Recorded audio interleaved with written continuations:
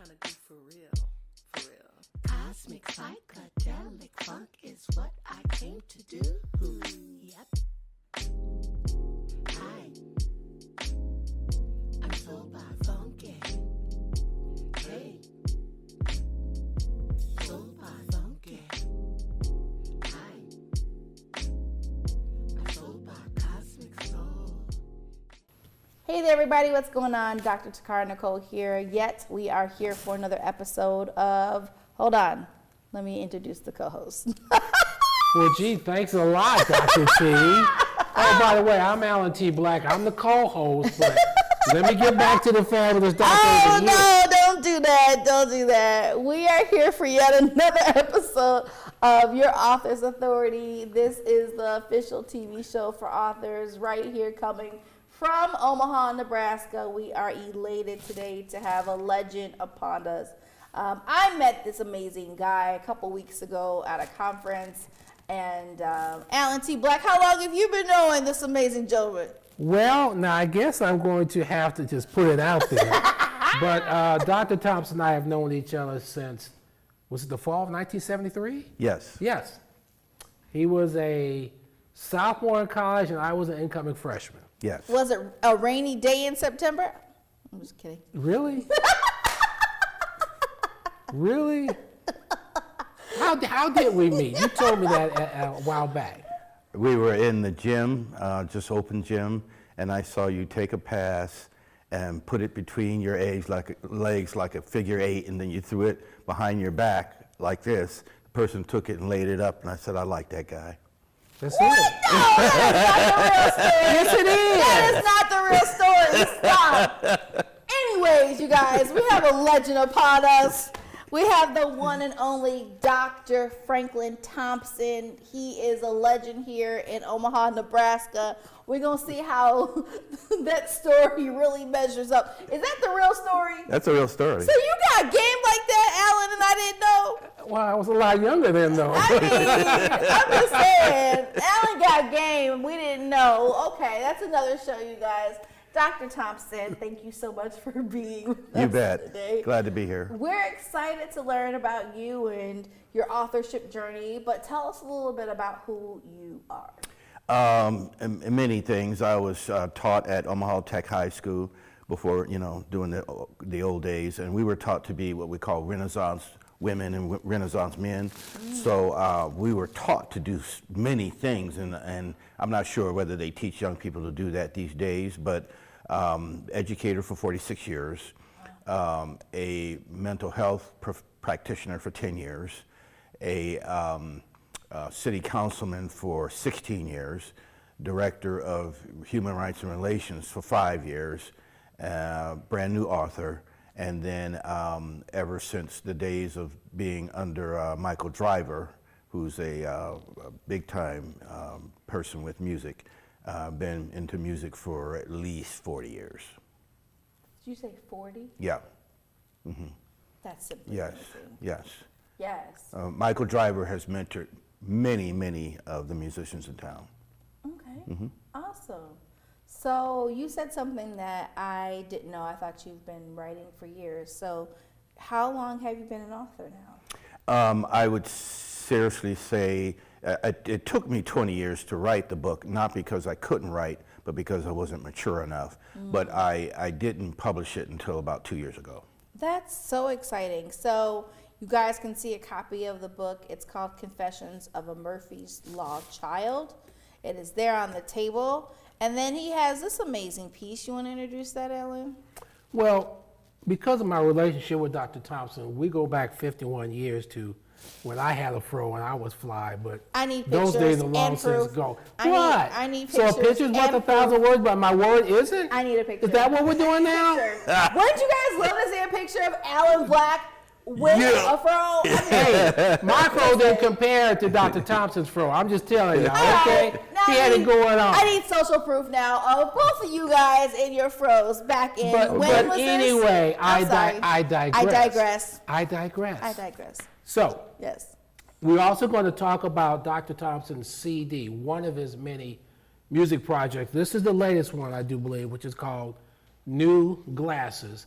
and it's a greatest hit compilation, volume 2. So we're going to talk about that as well, because as he has shared with you, being a Renaissance man, there are many different things he's done, and so during today's program, we're going to talk about as many of those as we can. Awesome. So, what led you to actually publishing the book? You said something that a lot of people don't say. I wasn't mature enough. No, I write the wasn't. book. I wasn't. And I love the honesty with that, because sometimes, especially as a publisher, when I'm working with people and they're like, "Oh, I'm ready to write the book," and I'm like, "Yeah, okay." And when they start writing it, it's so immature in their thinking, and it might be a tell-all, or it can, it's just not ready to be published yet. Yes. And so let's talk about this, Confessions of a Murphy's Law Child. Where did this baby come from? But first of all, Murphy's Law says that if things could go wrong, it will go wrong. And unfortunately, in our schools today, we have too many kids where they don't have a lot of help. Right. And believe it or not, teachers don't realize the power they have. And in my case, had it not been for educators that looked out for me, I would not have made it. So I had parents who were good people, but they were not good parents. And then it was also during the era where whites they had their knee on the necks of black people, especially here in Omaha, because it was during the time of the Vivian Strong death and some of the riots, the 1969 riot, et cetera, et cetera. And even churches at that time were kind of into the, starry crown and gold and heaven and streets of gold. And they weren't really reaching out and helping at-risk kids per se, because they were so heaven-minded. So, Jesus. So basically speaking, I had to find a way to not cave in. Now, some of my colleagues, they did. They went to drugs. They went to, jail. They went to being women haters or superficial people like Superfly and the Mac. And so I could have easily had gone down that road too, but I decided to fight the powers and to try and, do something positive. But in order to do that, a lot of things have got to come together. And so if you don't have the parenting that you should have, at least teachers can step in the gap and save those kids. For sure. But at first I was going to write a book just about child abuse, but as I investigated my journey, it wasn't just about a bad home. It was about racism. It was about poverty. It was about what we call learned helplessness. And it was also about politicians who weren't really dialed in with the real problems. Yikes. And the solutions. So the longer I wrote the book, I had to say to myself, this can't just be a book telling about what mommy and daddy didn't do. I had to really write the whole story, because a lot of times mom and dad didn't do what they should have done because the government was kicking them in the rear end too.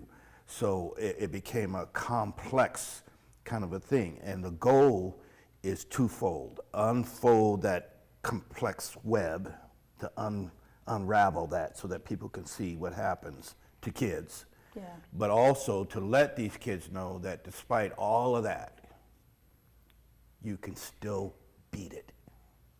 You can beat the odds. So from one angle, understanding disadvantage, but from the other angle, despite the disadvantage, you can still win. So Dr. Thompson, share with your audience, because we need to kind of make this time reference. This was during the 60s, I know for you and I, as Yes. far as this transitional period. Yes. How did that impact your parents, the perception they had of how to raise you and your brothers and your sisters? Without getting into too much specifics, my dad himself was at risk, and I didn't find that out until I was older. So he never was mentored properly, and as a result, he took to the bottle. And a lot of times we went without things because he drank up the money rather than give it to his kids. My mother meant well, and she has a kind soul, but she was more than likely schizophrenic. She suffered some mental illness, and so she didn't always understand what she was doing. And in the meantime, then the kids have to find their way. Okay, there were 12 kids, and out of the 12, some did not come out well. And but I was one of the fortunate ones because of, number one, some teachers who said, we're not going to let this one fall through the cracks. And all God bless teachers, even though they don't get paid much. Yes. God bless teachers who reach out and save these kids. And then also just the fact that after you see so much failure over and over and over, you kind of want to, well, is there something else other than failing? So, Right. you know. You did 46 years as an educator. Yes. So I'm going to guess, I don't want to make assumptions, the impact that your teachers had on you, is that what led you to choose education as your lifetime Yes. commitment? I thought at one time that I was going to be this fly guy and maybe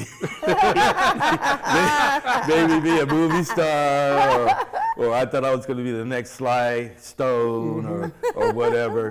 And but as I got into college down in Lincoln, you know, something just kept nagging at me. You know, teachers helped you, so maybe you should go into that field and go back and reach back and help kids who also, you know, need that mentoring.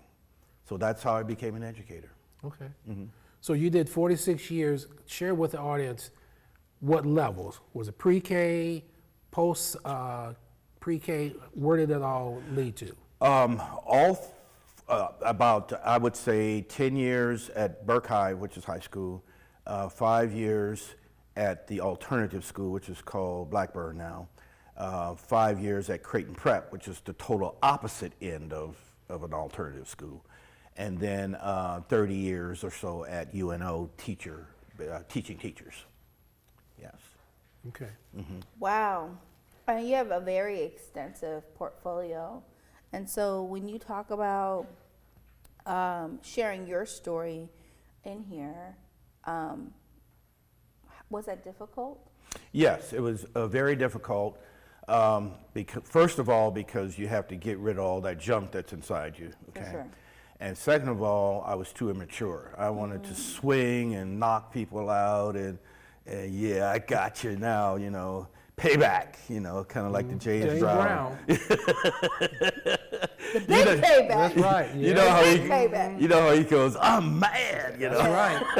For sure. But Yeah. but I kept saying, you know, why am I writing this? For payback, to have people feel sorry for me, or do I want young kids to realize that they can beat the things that hold them down, and do I want to also encourage adults, parents to be better parents, but also if the kid doesn't have the kind of parent that they should have, there is such a thing called mentors that are not related.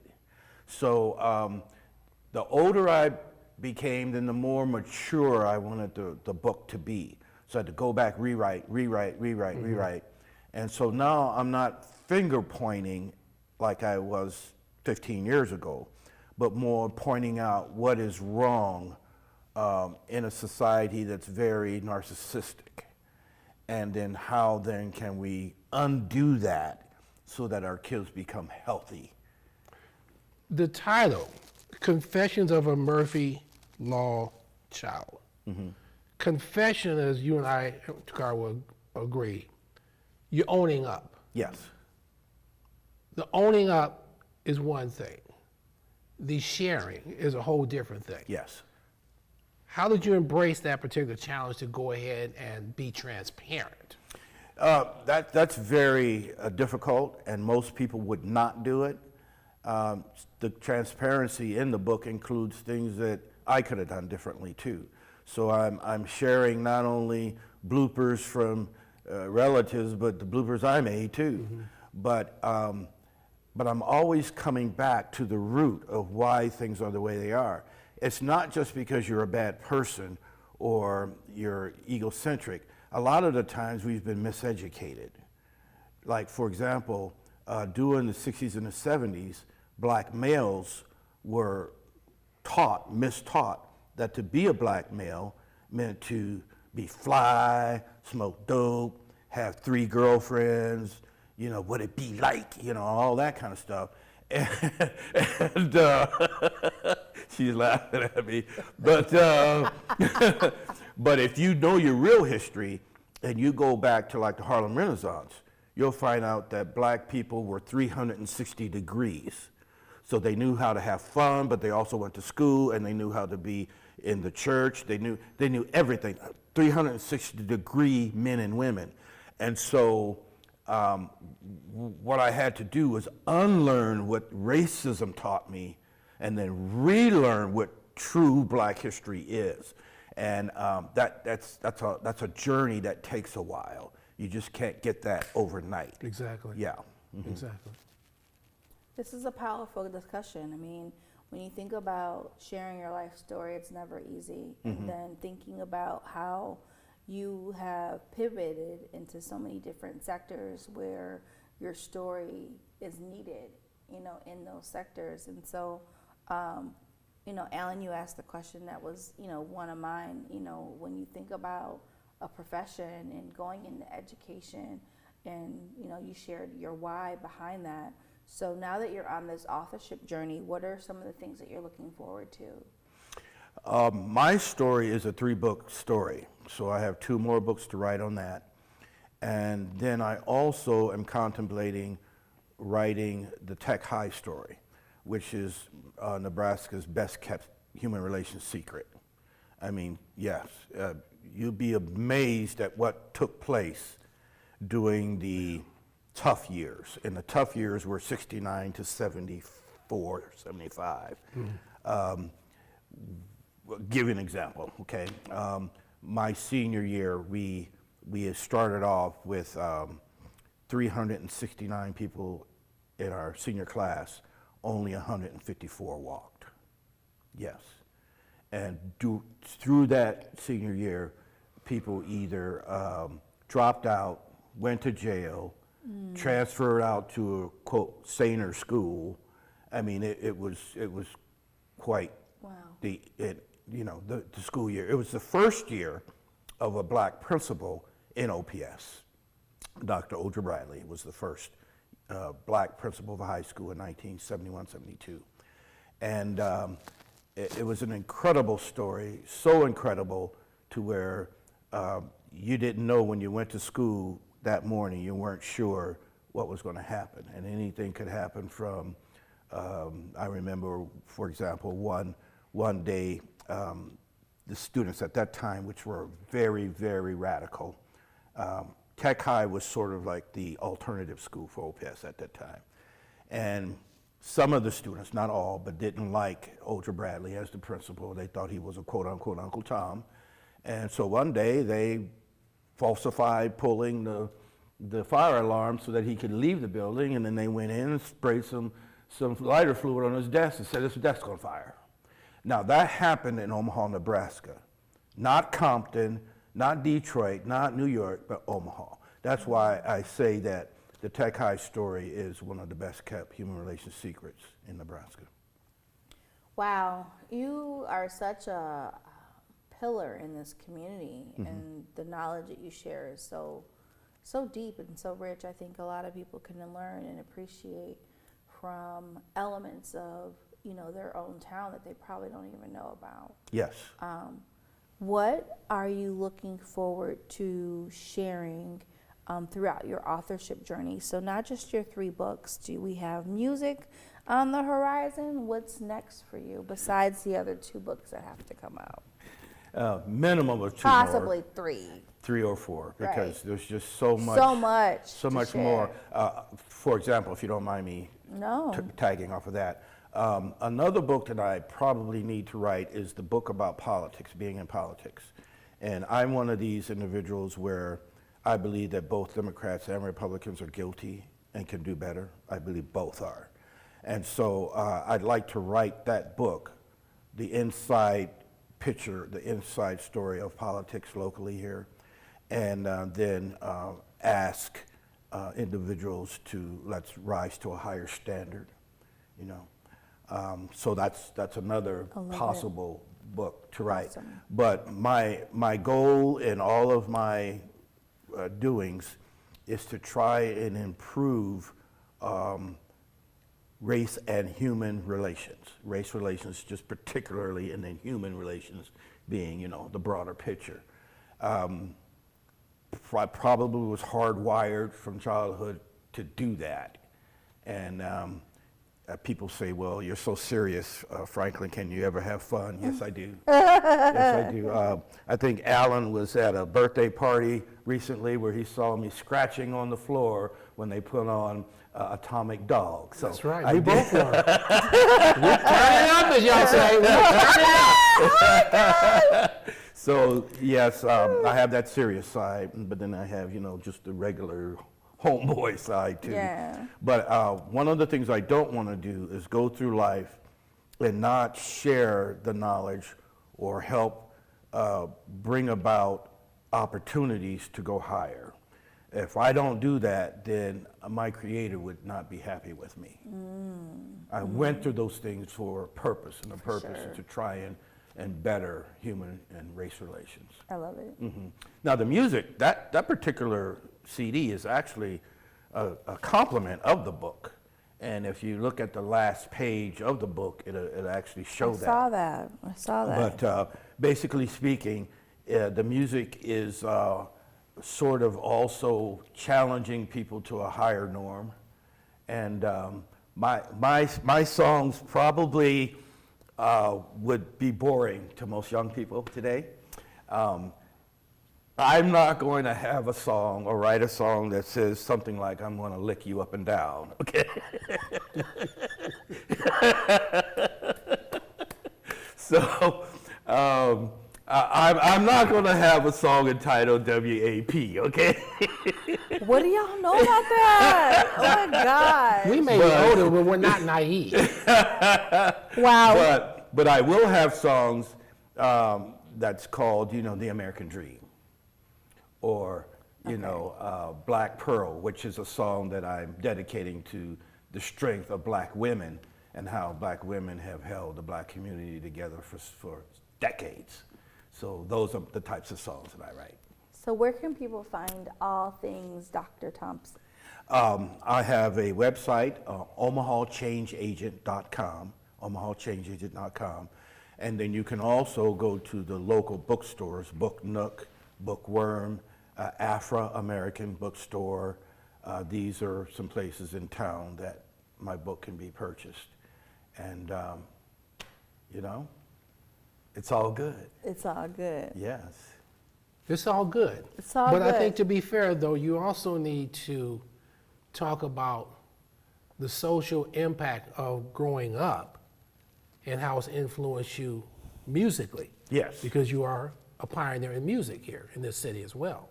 Yes, you had mentioned earlier the gospel side. I do the R&B side, I do the funk. Funk is my favorite. But then I also do gospel. And way back in the late 60s, early 70s, certain of us experimented with what we call contemporary gospel. So it would be similar to what Kirk Franklin does today. But we started that locally, and we were ostracized. We were told that we weren't being very, spiritual, and that was not real church music. And so myself, Gus McNair is another person. There was a group in Lincoln called the Hope Singers, and we pioneered that. And so that's another thing that I'm glad, because at that time, people wanted alternatives to just the choir, traditional, conservative approach. Definitely. And then I'm also proud to say that even though I am not a very good rapper, not compared to these young kids today, I did write the first rap song, Christian rap song, to be played on the radio, and then also the first hip hop rap song to be played on the radio. So Rapping for Jesus. Rapping for Jesus was the was the Christian one, and then on the artist, the other side, a couple of things. One of them was called Your Boy, Your Boy. Yeah, I remember. Yeah. And to Carr and the audience, I'm honored to say that the Rapping for Jesus song, I was a co-writer on the lyricist Yes. for that particular song. Yes. And this was probably, was it 85, 86, somewhere in there? Oh, I was 83. 83? Yeah, I it was was the one. first time a gospel rap song was played in the Omaha market. Yeah. And we were co-writers on it. I was I'm honored 1 to say years that. old. I wasn't even thought about, for real. That's amazing. So, Yes. I love it. I love it. I love the vision. A lot of people don't think about how writing music is a form of authorship, but it indeed is. yes. It Yes, it indeed is. is. One more time, how can people find you? My website is omahachangeagent.com. You can also get the music and the book locally. You can go to Book Nook. There are 3 or 4, outlets for that. There's a Bookworm on South 90th Street. Afro-American Bookstore, which is 33rd and Lake. And, or you can just call this guy right there. He'll get Alan you T. hooked Black. up too. I love it. Yeah. So, as we are wrapping up the show, where do you see yourself in the next 5 years of the journey that you're currently on? Well, if you ask my friends and my wife, they want me to run for mayor of Omaha, but I don't know if I want to do that. I don't know if I want to do that. That would be amazing. One of the reasons why I don't know if I want to do it is because in order to be successful with that, you've got to hunker down with one camp, and you got to sell your soul a little bit, and you can't be the crossover candidate. Yeah.